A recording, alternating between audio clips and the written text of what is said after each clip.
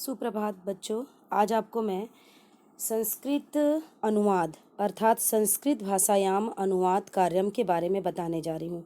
तो संस्कृत में जब कभी भी हम अनुवाद करते हैं तो हमें कौन कौन सी बातों का ध्यान रखना चाहिए। ध्यान रखने योग्य बातें ये हैं कि सर्वप्रथम वाक्यों को ध्यान से पढ़ना चाहिए तथा कर्ता और क्रिया का समुचित ज्ञान करके ही अनुवाद कार्य प्रारंभ करना चाहिए।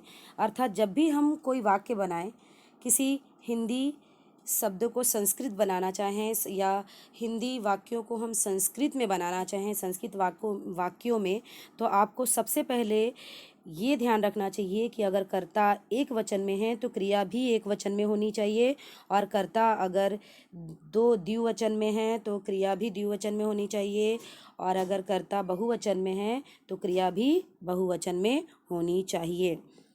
ये आपका पहला बात हुआ। दूसरी बात ये हुई कि कर्ता के अनुसार ही क्रिया होनी चाहिए, साथ ही साथ उपसर्गों और अव्ययों का प्रयोग आवश्यक हो, जिससे कि वाक्य सुचारू रूप से छोटे और अच्छे बने।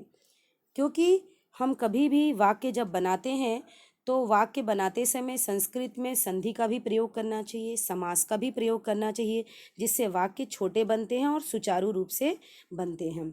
और इसके साथ साथ उपसर्गों और अव्ययों का प्रयोग करना चाहिए।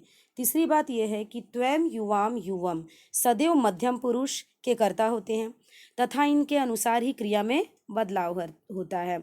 यदि त्वम है तो त्वम के साथ सी लगेगा, युवाम है तो थ लगेगा, और युवम है तो थ लगेगा।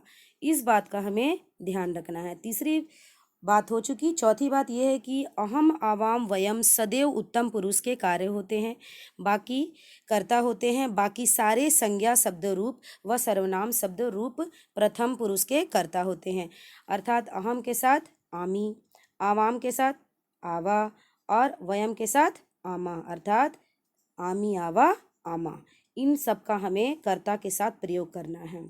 ये नहीं कि अहम है तो ती लगा दिए, आवाम है तो सी लगा दिए, क्योंकि अहम के साथ आमी का ही प्रयोग होता है और वह उत्तम पुरुष में होता है। इसलिए इसका ख्याल हमें वाक्य बनाते वक्त रखना है। तीसरा है कि पांचवा है संस्कृत में अनुवाद कार्य करते समय कारक के नियमों का अर्थात विभक्तियों का खास रूप से ध्यान रखना है, और उसके साथ ही साथ उपपद विभक्ति। ये उपपद विभक्ति क्या है, ये तो आप कक्षा 9 में पढ़ चुके हैं कि कोई विशेष शब्द की वजह से उसके आने वाली विभक्तियाँ, उसके साथ जो विभक्ति लगती है वो विभक्ति बदल जाया करती हैं। इसलिए वाक्य बनाने में उपपद का भी खास ध्यान रखना होता है। साथ ही साथ लकारों का भी ज्ञान होना चाहिए, तभी आपका वाक्य बनेगा, क्योंकि संस्कृत में 5 लकार होते हैं, 5 लकार का होना जरूरी है। ठीक है, तभी आपका वाक्य ठीक से बनेगा। सातवां और आखिरी बात यह है कि इस बात का विशेष ध्यान रखना चाहिए कि वाक्य सरल हो और छोटे हों, जिससे अशुद्धियाँ अर्थात गलती कम होती है।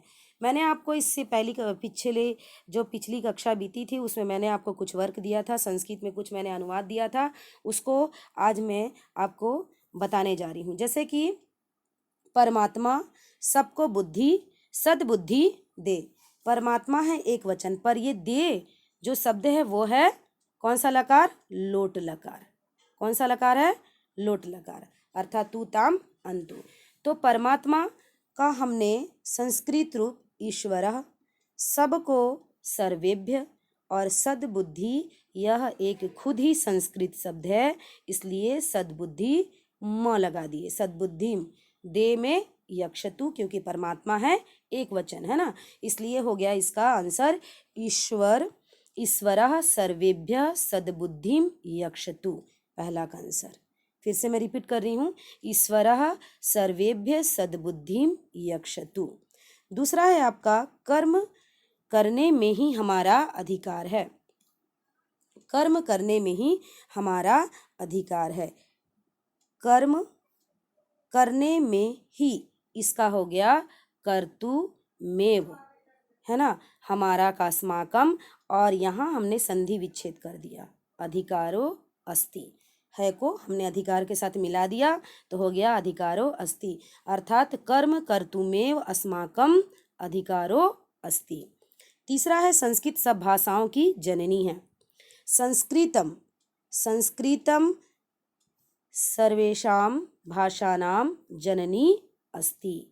यहाँ संस्कृतं सर्वेषां भाषाणां, क्योंकि षष्ठी विभक्ति है, और जननी तो एक खुद संस्कृत शब्द है, जननी है का अस्ति। संस्कृतं सर्वासां भाषाणां जननी अस्ति। चौथा है मोक्ष ही परम पुरुषार्थ कहलाता है। यहाँ आप ही को भी कर लीजिए, भी को ही का मतलब एव। अगर आपने भी लिखा है तो आप लिख सकते हैं अपि, और यदि आपने ही कर दिया तो कर दीजिए एव। अर्थात मोक्षः एव परमः पुरुषार्थः कहलाता का होगा कथ्यते। अर्थात मोक्षः एव परमः पुरुषार्थः कथ्यते।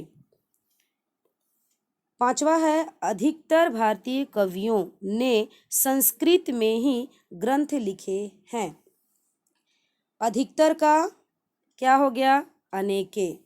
भारतीय कवियों ने प्रथमा विभक्ति बहुवचन, और कवि का विभक्ति में बहुवचन में होता है कवयः। संस्कृते सप्तमी विभक्ति, संस्कृत में संस्कृते ही का एवं, और ग्रंथ लिखे हैं मतलब बहुत सारे ग्रंथ लिखे हैं, अर्थात ग्रंथाना अलिखन लिखे हैं। ये कौन सा लकार हो गया? लंग लकार, इसका ध्यान देना, लंग लकार है ये। अर्थात हो गया अनेके भारतीय कवयः संस्कृते एवं ग्रंथान अलिखन। छठवा हो गया आपका जन्म और मृत्यु ईश्वर के अधीन है। अर्थात यहाँ हम प्रयास कर रहे हैं समास बनाने का। जन्म और मृत्यु अर्थात जन्म मृत्युश्च, च का प्रयोग करके हमने एक समास रूप बनाया, अर्थात हो गया जन्म मृत्युश्च। ईश्वर के अधीन है, यहाँ भी हमने समास किया ईश्वरो अधीनो है का इस्तः, क्योंकि यहाँ दो है, जन्म और मृत्यु दो है कर्ता, इसलिए क्या हो जाएगा? इस्तः। अर्थात हो जाएगा जन्म मृत्युश्च ईश्वरो अधीनो इस्तः। और सातवां हो गया ईश्वर की भक्ति सुख शांति और तृप्ति देती है। अर्थात ईश्वर की भक्ति, ईश्वरः भक्ति, सिर्फ हम इसको दोनों शब्दों को जोड़ देते हैं, ईश्वर भक्ति है, सुखः शांतिम, और का हो जाएगा च तृप्ति, और देती है यक्षति लट लकार। तो हो गया इसका ईश्वरः भक्ति सुखः शांतिम तृप्तिच यक्षति। अब आइए 8वें नंबर पे, श्री कृष्ण महापुरुषों में पूजनीय है। श्री कृष्ण महापुरुषों में पूजनीय है, अर्थात श्री कृष्ण महापुरुषों में, अर्थात कौन सा हो गया? सप्तमी विभक्ति, महापुरुषेषु पूजनीय। यहाँ भी हम संधि विच्छेद करेंगे, पूजनीयो अस्ति, अर्थात हो जाएगा श्री कृष्ण महापुरुषों में पूजनीय है, अर्थात श्री कृष्ण महापुरुषेषु पूजनीयो अस्ति। 9वां है मेरा भाई 10वीं कक्षा में पढ़ता है। अर्थात मेरा का मम, भाई का भ्राता, 10वीं का दसमयाम, और कक्षा में अर्थात सप्तमी विभक्ति कक्षायाम, और पढ़ता है एक वचन, क्योंकि मेरा एक वचन है, मम के साथ ती लगेगा, अर्थात पढ़ती है। अर्थात मम भ्राता 10म्याम कक्षायाम पठति। और 10वां है स्वस्थ रहने के लिए उत्तम वायु व भोजन आवश्यक है। अर्थात स्वस्थ रहने के लिए, अर्थात यहाँ हो जाएगा भवितुम उत्तमः, और वायु व भोजन, व मतलब और, इसका मतलब हो जाएगा च भोजन, भोजनच, च इसके साथ जोड़ देंगे क्योंकि दोनों शब्दों के बाद हम च का प्रयोग करते हैं। और आवश्यक है, आवश्यको, यहाँ भी हम संधि समास का प्रयोग करेंगे, और इस्तः का है क्योंकि यहाँ दो है, उत्तम और उत्तम वायु और भोजन, ये दो चीज़ है, इसलिए यहाँ हमने लगा दिया इस्तः। अर्थात स्वस्थ भवितुम उत्तम वायु भोजनच आवश्यको इस्तः। आप इसका आंसर आगे देख सकते हैं और अपने कॉपी में सही से लिखकर, सही आंसर ये रहा, आप इसे ध्यान से देखिए और इसका आंसर आप अपने कॉपी में लिख लीजिए। आज ये जानने के बाद आज आपको ये संधि वाक्य बनाना अच्छे से